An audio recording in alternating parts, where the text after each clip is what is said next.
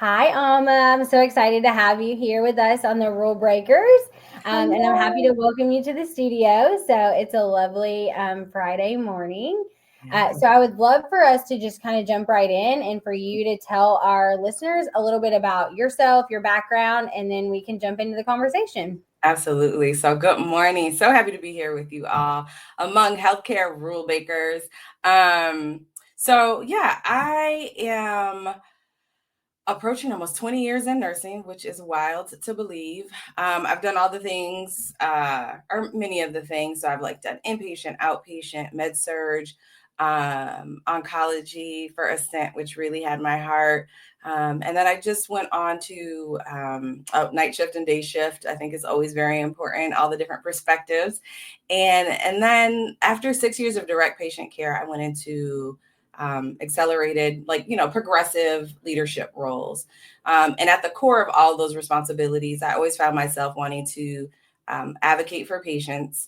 And as every year went by in nursing, I realized, oh my God, I really need to be advocating for nursing and then advocating for the profession, because I truly believe like when your nurses are engaged, informed, inspired, safe, at the table, you're going to get the best outcomes. And so advocating for nurses essentially just means great clinical outcomes. And then, what every CEO, COO wants to hear is then great bottom lines, right? And so as I've gone through kind of this clinical journey and leadership journey, the other thing that was so obvious to me or just like pulled at me was that leaders, depending on the leader, your experience as a nurse and then the unit and then of course and the patient outcomes really depended a lot on how this leader performed, how they engaged with their team, what their expectations were like, what that culture was like.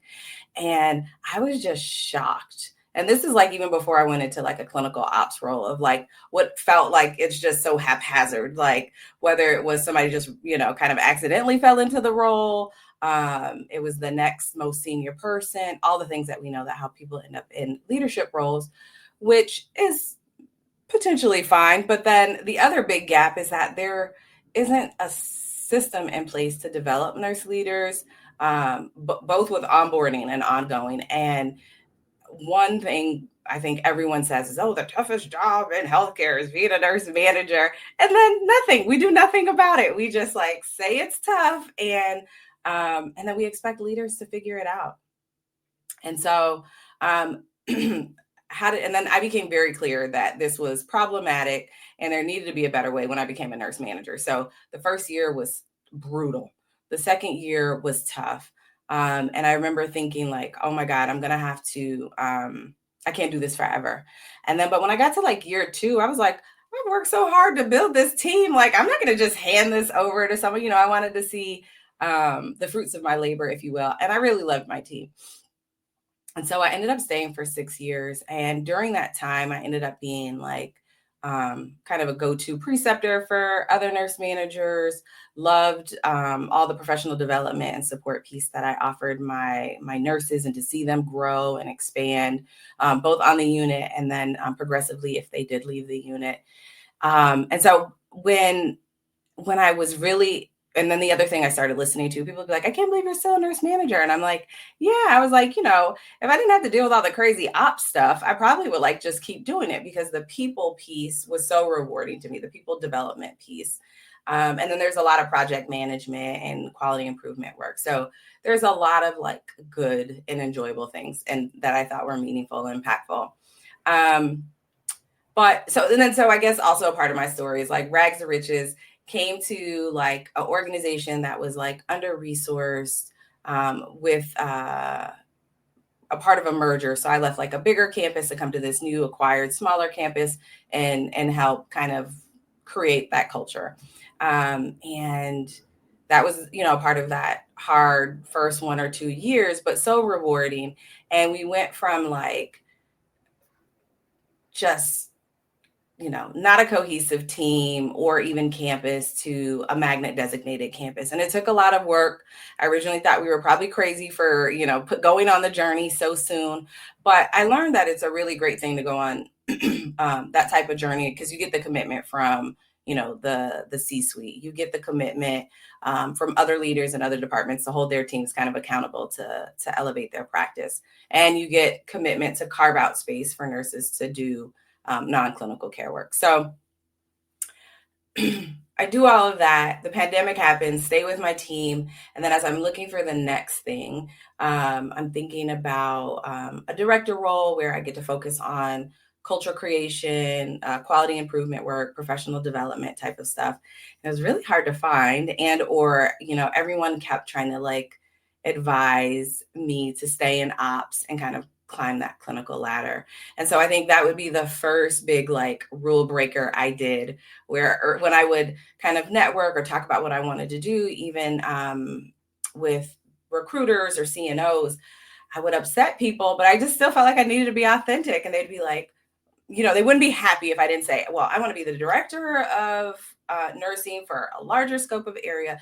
And then I want to be a CNO ultimately. And I was like, yeah, maybe I'll be a CNO later. I was like, that's not like, I'm not rushing to the CNO role right now, because I think there is, one, the likelihood of, someone young in that area to like get there, there's that. But two, there's just so much horizontal space to kind of like play and impact. And to be honest, when you're in these ops roles, especially the higher up you go, you're just, doing ops stuff. You're in meetings all day. Like you're not really like hands-on.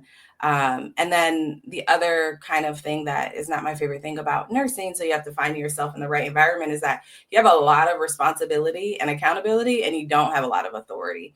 And so that is something I think everyone should like think about, and something that I definitely believe needs to change in healthcare.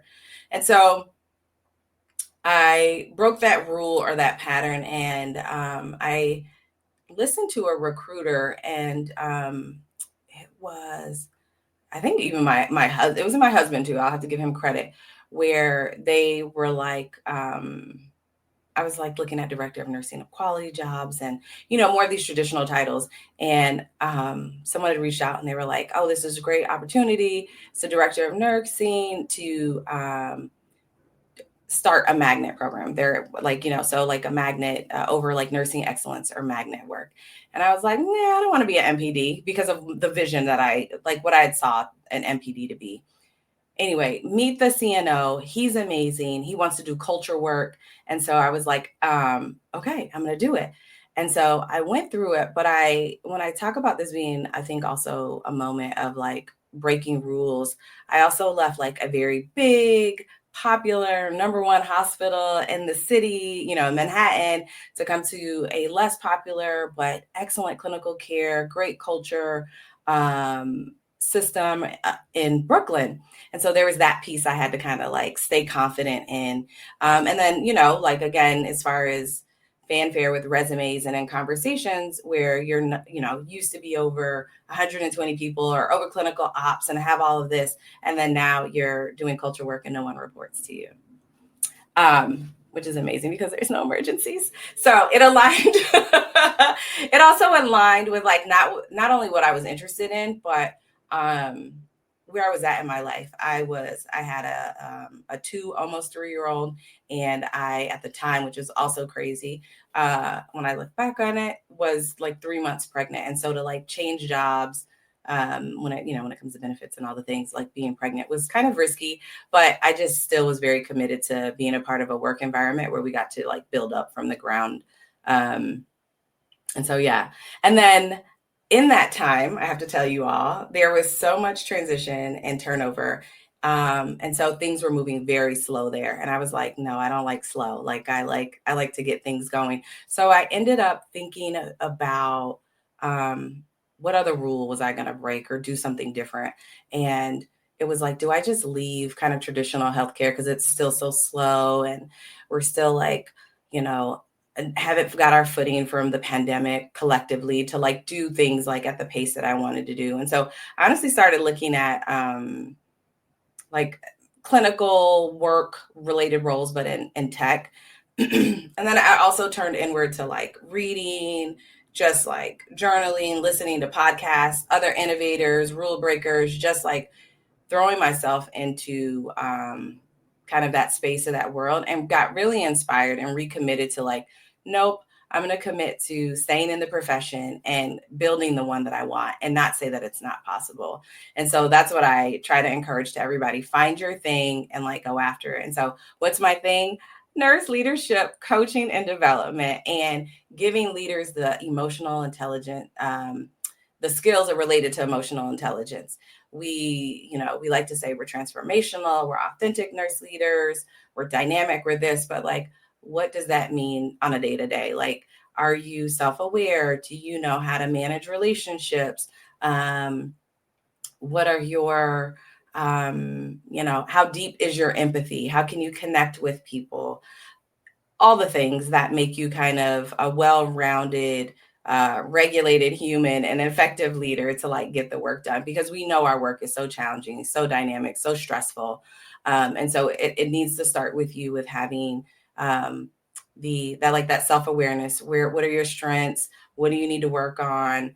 And all of that. And so that's really big for me. And the other piece is the coaching piece, like customizable leadership development. We love to send people off to like big conferences or half a day retreat, and people might have breakthroughs, but transformation happens when you're like in community, in action, and it's continuous. And so that's my big kind of piece to what I think, well, not even I think, what I know to be true is what will create the leaders that sustainable leadership that will create spaces, work environments for nurses to really thrive, patients to have the great outcomes, and organizations to, be the excellent, accountable healthcare organizations they want to be. And so super committed to that. So March of 23, I created a business called Evolve, Lead, Succeed. And I offer just that: leadership development and coaching, one-on-one group coaching. It's all customizable. But what I often say is I strongly believe in start with like the lens of like, where are you at with your emotional intelligence? And then I build on people's strengths. That's just the most effective way to like engage somebody. And then the other piece is really ensuring, either encouraging and giving people the skills to like have strategic relationships if like I'm doing one-on-one. So like always encouraging being in community, whether that's peer-to-peer, some type of network. You cannot and should not go at this alone. And so often nurse leaders are isolated. They're just like the only one in their role within their team. And then everyone's just running their units and busy and aren't coming together. So those are some of the like key services and like high level approach that I take when it comes to leadership development. Yeah. You and I have a very similar story, definitely the same passion. And I love what you said. There are a few things, we know that the nurse manager role is the hardest, and yet Yeah. we're not doing anything about it. Or if we are doing something about it, you have people that are not necessarily the experts who have walked through it, who have that, that NPD background has been so helpful to me Yeah. in knowing the adult learning theory and all that. But Yeah. I think the thing that you said that's most critical, it starts within, Yeah. number one. And number two, you got to have that community and network, because I can Yeah. create a checklist all day, Yeah. assign you to a mentor, like all of that. But you pull people together, and like you said, big deal, right? Brought you together for half a day, maybe even a few, Yeah. and you leave inspired. But what practical can I take away, and Yeah. who is that network I need to lean on? Because the shared, anything I hear, it doesn't matter if I bring a group that all works together in the same system, or you bring them together nationally and they're all Yeah. from different places. They all say, wow, I feel like I'm not alone. Like I'm Yep. doing the same problems that you are dealing with, and now I have this community to try to help. So I love the work that you're doing. I can't I can't say what you're saying enough, and there are not enough of us in this space doing the work. I think we're all three of us are trying to attack it. We're never going to run out of work to do for all of Yeah. us. I agree. And what's wild is, I'll say is like, I know I was breaking a rule. I had to wrap my head around, allowing, like signing up for or being a part of like innovation groups or applying for, like, I did the ANA. And that's what really helped me like reset the ANA, Nurse Innovation Accelerator. It was an amazing program to learn. But they constantly had to come back, and I still have to tell myself, like, this is innovation. It shouldn't be, because it's just like, but our profession does not approach it this way. And so, yeah, I'm so happy to be in community with you all. And I have to do that for myself as well. And so I think you have to role model what we expect from other people too. I wanted to mention, so you said when you were talking about like early career nurse manager role, and you were talking about what kept you there, and it was your people, right? It was the people that you had built relationships with, and you had helped to develop and see them grow and change, and you didn't want to just hand it off. And I think there's a lot of power in that, right? Because they will keep, it is your people that will keep you in a specific place, and they help you grow as well. Yeah. So I remember, being my first director job, and it was always the people, right? It was the nurse managers that I was tied to that, we made decisions. And even if, even on the really rough days, you were like, okay, these are my people. We're going to take care of each other. And and I think that's the one thing that I find so powerful in nursing leadership is that, yes, there are so many hard days, but you find so many amazing people that you get to be connected with and that you get to do this hard work with. And it's, just hearing you say that, I was like, that's it. That's the reason, that's the why we continue to lead in this, in this environment. Yeah. So.